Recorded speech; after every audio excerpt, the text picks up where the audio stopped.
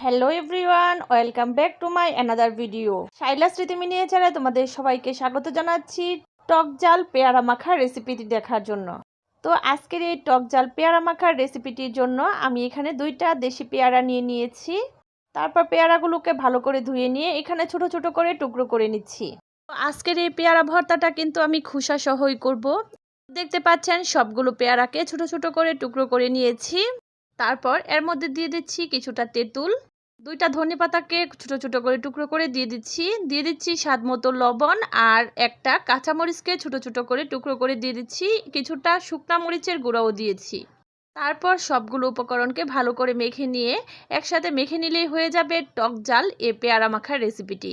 তো যারা যারা আমার ভিডিওটিতে ক্লিক করেছো এবং এখনও দেখছো তাদের উদ্দেশ্যে বলছি, প্লিজ ভিডিওটি ভালো লেগে গেলে একটা লাইক করে আমার সাথেই থেকে যেও, আর তোমার সুন্দর নামটি কমেন্ট করে কিন্তু জানিয়ে যেতে পারো। আর আমার ভিডিওটি দেখার পর যদি পরবর্তীতে আমার ভিডিও দেখার প্রতি আগ্রহ সৃষ্টি হয় তাহলে চ্যানেলটিকে সাবস্ক্রাইব করে বন্ধু হয়ে পাশেই থেকে যেতে পারো। তো পেয়ারাটাকে একদম ভালো করে মেখে নিয়েছি। এখন এটাকে আমি একটা বাটির মধ্যে সার্ভ করে নিচ্ছি।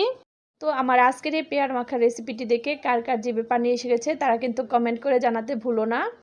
আজ আর বাড়াচ্ছি না, আজকের মতো এখানেই বিদায় নিচ্ছি। সবাই ভালো থাকবেন, সুস্থ থাকবেন। আল্লাহ হাফেজ।